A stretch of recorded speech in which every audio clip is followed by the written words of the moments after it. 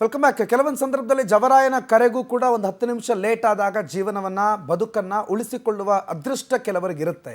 ಆ ಅದೃಷ್ಟ ಇರುವಂತ ಓರ್ವ ಪ್ರಯಾಣಿಕರನ್ನ ನಾವೀಗ ನಿಮ್ಮ ಮುಂದೆ ಪರಿಚಯ ಮಾಡ್ತಾ ಇದ್ದೀವಿ. 241 ಜನ ಪ್ರಯಾಣಿಕರು ತೀರ್ಕೊಂಡ್ರು. ಆ ವಿಮಾನದಲ್ಲಿ ಹೋಗಬೇಕಾಗಿದ್ದಂತಹ ಒಬ್ಬ ಮಹಿಳೆ 10 ನಿಮಿಷ ಲೇಟ್ ಆಯಿತು ಅನ್ನೋ ಕಾರಣಕ್ಕೆ ಏರ್ಪೋರ್ಟ್ಗೆ ಹೋಗೋದು ತಡ ಆಗುತ್ತೆ. ಆಕೆ ಹೋಗೋದ್ರೊಳಗಡೆ ವಿಮಾನ ಟೇಕ್ ಆಫ್ ಆಗಿಬಿಡುತ್ತೆ. ಆದರೆ 30 ಸೆಕೆಂಡಲ್ಲಿ ಆ ವಿಮಾನ ಪತನ ಆಗಿಬಿಡುತ್ತೆ.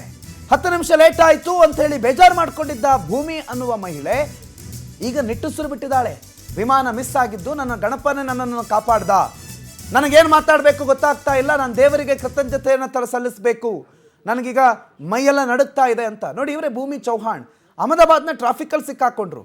ಲಂಡನ್ಗೆ ಹೋಗಬೇಕು ಅಂತ ಆಕೆ ಫ್ಲೈಟ್ ಟಿಕೆಟ್ ಬುಕ್ ಮಾಡಿದ್ರು. ಅಂದರೆ ಆಕೆ ಪತಿ ಫ್ಲೈಟ್ ಟಿಕೆಟ್ ಬುಕ್ ಮಾಡಿದ್ರಂತೆ. ಈಕೆ ಅರ್ಜೆಂಟಲ್ಲಿ ಬರ್ತಾಳೆ. ಆದರೆ ಅಷ್ಟೊತ್ತಾಗಲೇ ಬೋರ್ಡಿಂಗ್ ಕ್ಲೋಸ್ ಆಗಿರುತ್ತೆ, ಒಳಗಡೆ ಹೋಗೋದಕ್ಕೆ ಅವಕಾಶ ಇಲ್ಲ, ಆಲ್ರೆಡಿ ಟ್ಯಾಕ್ಸಿ ಆಗ್ತಾ ಇದೆ ವಿಮಾನ ಅಂತ ಹೇಳಿಬಿಡ್ತಾರೆ. ಭೂಮಿ ಚೌಹಾಣ್ ತನ್ನ ಪತಿಗೆ ಫೋನ್ ಮಾಡಿ ಅಯ್ಯೋ ನಂದು ಫ್ಲೈಟ್ ಮಿಸ್ ಆಯಿತು ಅಂತ ಹೇಳ್ತಾರೆ. ಹೇಳಿದಾಗ ಪತಿ ಬಾಯಿಗೆ ಬಂದಂಗೆ ಬೈತಾರಂತೆ. ನೀ ದುಡ್ಡಿನ ವ್ಯಾಲ್ಯೂ ಅಥವಾ ಮತ್ತೊಂದು ಮಗದೊಂದು ಯಾವ ಲಕ್ಷಾಂತರ ರೂಪಾಯಿ ಖರ್ಚು ಮಾಡಿರಲ್ವೇ ಟಿಕೆಟ್ ಬುಕ್ ಮಾಡೋದಕ್ಕೆ. ಬೈದು 10 ನಿಮಿಷ ಆಗಿಲ್ಲ, ಮನೆಗೆ ಬಂದು ಟಿ ವಿ ಆನ್ ಮಾಡಿದ್ರೆ ಇವ್ರು ಹೋಗಬೇಕಾಗಿದ್ದ ವಿಮಾನ ಈ ರೀತಿ ಬೆಂಕಿ ಉಂಡೆ ಆಗಿ ಪತನ ಆಗಿ ಅದರಲ್ಲಿದ್ದಂಥ ಅಷ್ಟು ಜನ ಸಾವನ್ನಪ್ಪಿದ್ದಾರೆ ಅನ್ನೋ ಸುದ್ದಿ ತಿಳಿದಾಗ ಈ ಭೂಮಿ ಚೌಹಾಣ್ ದೇವ್ರಿಗೆ ಕೈ ಮುಗಿತಾರೆ. ದೇವರೇ ನನ್ನನ್ನು ಕಾಪಾಡಿದ್ದು, 10 ನಿಮಿಷ ನನ್ನನ್ನು ತಡೆದಿದ್ದೆ ದೇವರು ಅಂತ ಹೇಳ್ತಾರೆ. ಏನು ಮಾತಾಡಬೇಕು ನನಗೆ ಅರ್ಥನೇ ಆಗ್ತಿಲ್ಲ.